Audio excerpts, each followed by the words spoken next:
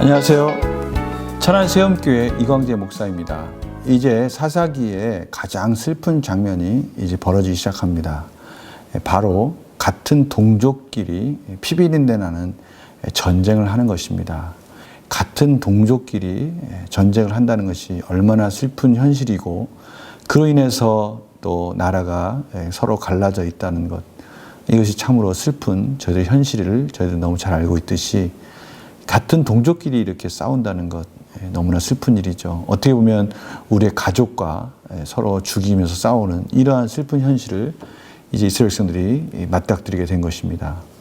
근데 이러한 일들은 참으로 안타깝게도 한 레위 사람의 말에서 시작된 것인데, 그것에 대해서 정확한 검증의 과정도 없이 이스라엘 백성들이 너무 무모하게 전쟁을 시작하고 있다는 것을 알 수가 있습니다. 오늘 그 전쟁의 과정 속에 이 이스라엘 백성들이 하나님께 이 전쟁에서 이길 수 있는 그러한 힘과 능력과 전략을 가르쳐달라고 기도하는 장면을 보게 되는데요. 하나님이 그 기도에 대해서 3번의 응답을 하시면서 이스라엘 백성들을 다시 훈련시켜 가고 계시는 것을 저희들이 볼 수 있습니다. 이스라엘 백성들의 기도가 조금씩 바뀌어 가고 있습니다. 저희들이 오늘 그 부분을 좀 같이 나누었으면 합니다. 제가 기도하고 시작하겠습니다. 하나님 아버지, 감사합니다. 오늘도 하나님 말씀을 듣게 하시고, 어찌할 수 없는 이 죄성으로 가득 찬 우리 인간의 모습 속에서 어떻게 하면 정말 하나님의 백성들이 깨달을 수 있을까? 어떻게 하면 돌이킬 수 있을까? 하나님께서 순간순간 가르치시고 인도하시는 것을 보게 됩니다. 성령님, 오늘도 조명하여 주시고 가르쳐 주셔서 하나님의 뜻을 밝히 알 수 있도록 인도하여 주시옵소서. 감사드리며 예수님의 이름으로 기도드립니다. 아멘. 제가 사사기 20장 19절에서 28절 말씀을 봉독해 드리도록 하겠습니다.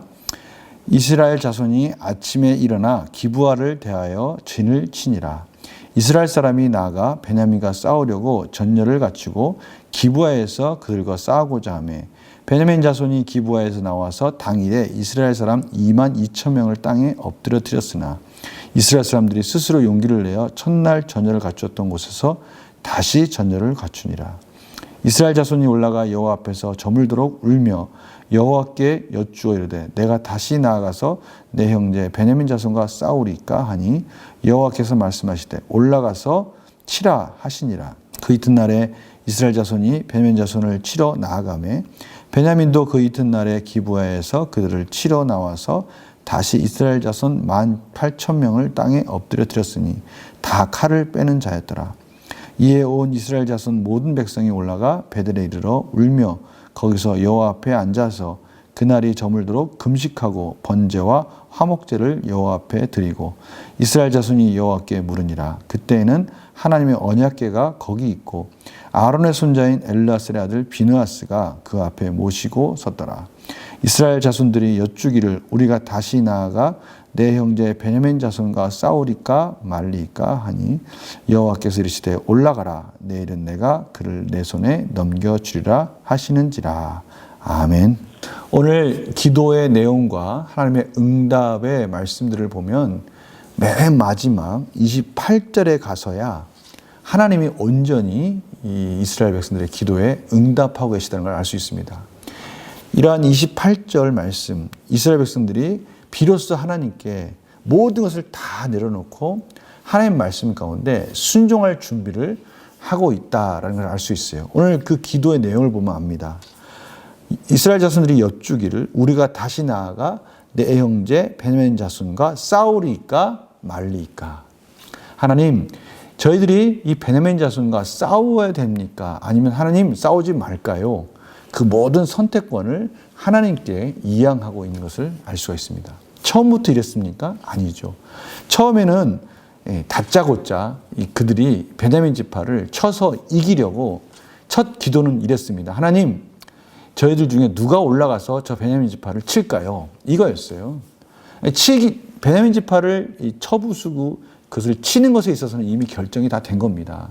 하나님은 우리가 결정한 것에 대해서 힘을 주시고 전략을 주십시오. 이거였어요. 마치 우상을 섬기듯이 이방 민족들이 그렇게 우상들에게 빌고 전쟁을 나가듯이 그렇게 이스라엘 백성들이 하나님께 기도했습니다. 아니나 다를까요? 그렇게 하고 올라가 가지고 이 베냐민 지파, 이 인원으로 보나 뭐로 보나 이길 수밖에 없는 그 전쟁에서 하나님은 완전히 패배하게 만드십니다. 그래서 오늘 보니까요, 22,000명이 땅에 엎드려진 겁니다.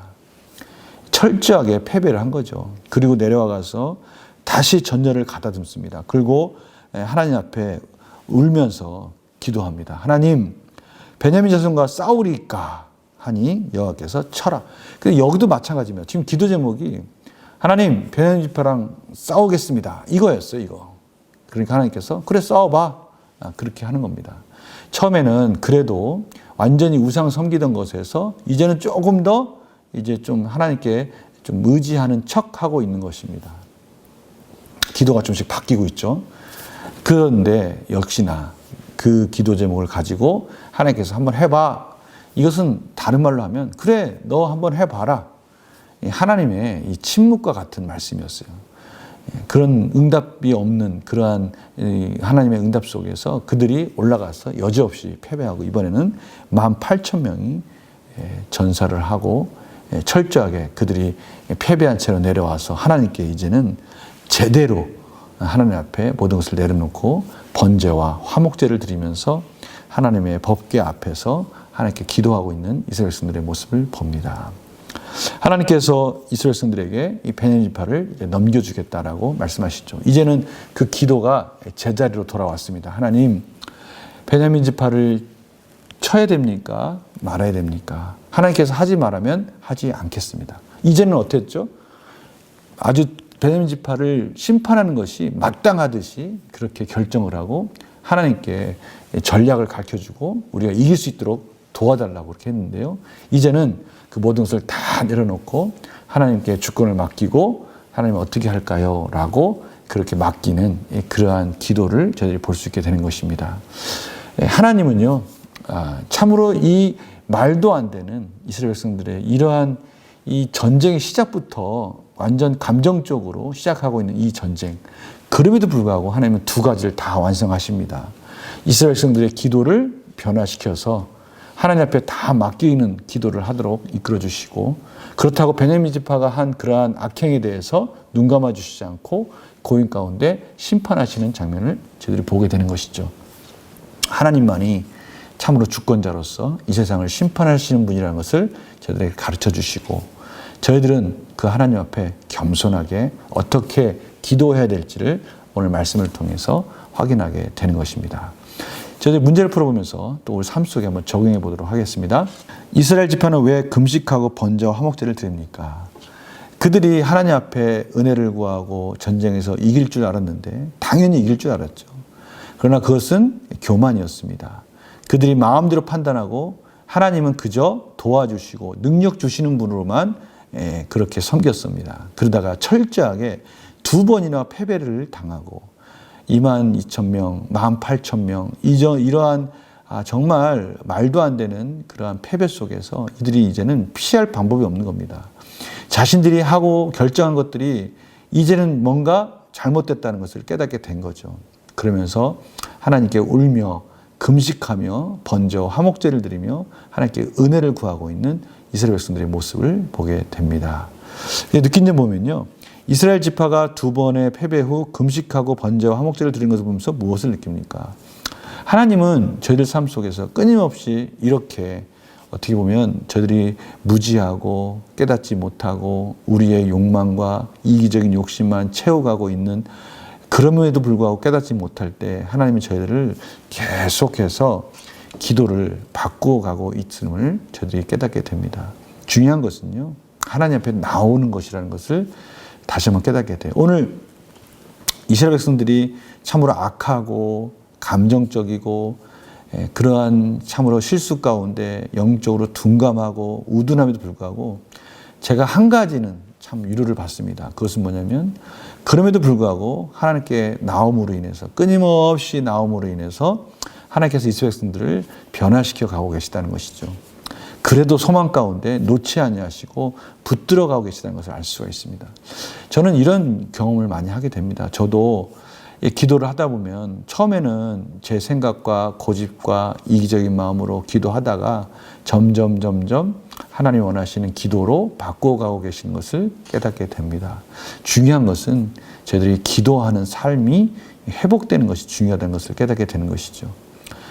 요즘 더 절실하게 깨닫게 됩니다. 저희들이 말씀과 기도에 전념하지 않으면요, 열심히 나가지 않으면 이 세상은 저희들을 너무나 많이 유혹을 합니다. 저희들의 기도 생활을, 기도의 시간들의 헌신의 시간들을 좀 더 늘려가고 또 확충해 가면서 하나님께 더욱더 집중해가는, 하나님 말씀 가운데 집중해가지 않으면 저희들도 모르게 이기적이 되고 교만하게 되고 하나님은 그저 우상 섬기는 것 같이 섬길 수 있는 함정에 빠질 수 있기 때문에 오늘 하나님께서 말씀하십니다. 기도해야 된다. 그리고 기도의 시간을 통해서 끊임없이 하나님께 우리의 중심과 포커스를 맞춰가야 된다라고 말씀하고 계십니다. 그래서 결단과 점을 보면요, 형식적인 기도만 드리고 내 뜻대로 일을 추진하다가 잘 되지 않은 적은 언제였습니까? 혹시 이런 일 있지 않습니까? 말로는 기도를 하지만 하나님의 뜻이 아니라 내 뜻 가운데 앞서가다가 큰 코 다친 적이 있는가 지금 점검해 보자는 거예요. 아니 어쩌면 지금 우리의 삶 속에도 그런 것들을 경험할 수 있을 것입니다. 그래서요, 내 주장을 고집하지 않고 하나님 앞으로 다시 돌아와 순종하기 위해 무엇을 결단하겠습니까? 저는 오늘 이 말씀을 통해서 그렇다. 나의 삶을 곰곰이 뒤돌아보면 하나님께서 끊임없이 바꾸어가고 삶을 변화시켜가고 제가 생각했던 계획과는 좀 다른 계획으로 몰아가고 이런 모습들을 보면서 끊임없이 기도하는 것밖에는 방법이 없겠구나. 그 기도의 시간을 늘리고 하나님의 은혜를 구하고 하나님의 뜻은 무엇인가 끊임없이 엿줍고, 그 대신에 오늘 이스라엘 선들처럼 내 생각을 먼저 생각하고 엿줍는 것이 아니라 다 내려놓고 하나님 어떻게 하는 것이 하나님의 뜻입니까? 하나님께 하나하나 모든 것을 낱낱이 고하는 이런 기도의 시간이 필요하겠구나라는 것을 다시 한번 깨닫게 됩니다. 우리 성도님들은 어떻습니까? 우리 성도님들의 삶 속에서도 그러한 기도의 생활을 통해서 하나님의 뜻 가운데 맞춰갈 때 우리가 복받는 인생, 행복한 인생으로 활짝 펼쳐질 줄 믿습니다. 제가 기도하고 마치겠습니다. 하나님, 오늘 형식적인 기도만 하다가 결국은 하나님께서 이스라엘 백성들을 올바른 기도로 인도해 주시는 것을 보게 됩니다. 하나님, 저희들 삶이 그렇지 않은지 참으로 두렵고, 아버지, 저희들 삶이 또 그러한 기도 가운데 머물러 있지 않을까 참으로 하나님 앞에 회개합니다. 하나님, 돌이켜 주시고 기도의 시간을 늘려주시고 기도를 통해서 하나님 가운데 뜻을 맞춰가게 하여 주시옵소서. 감사드리며 예수님의 이름으로 기도드립니다. 아멘. 오늘 말씀 너무나 우리 삶 가운데 친밀하게 오고 계시는, 친밀하게 저희들을 인도하시는 하나님의 음성을 듣습니다. 방법은 한 가지죠. 우리의 기도 시간을 좀 늘리십시다. 기도의 시간을 좀 헌신하는 시간을 늘릴 때 하나님께서는 저희들을 조금씩 기도 가운데 변화시켜 가실 줄 믿습니다. 오늘도 기도하면서 말씀 가운데 하나님께 늘 포커스를 맞추는 복된 하루가 되기를 간절히 축원합니다. 내일 또 뵙겠습니다. 안녕히 계세요.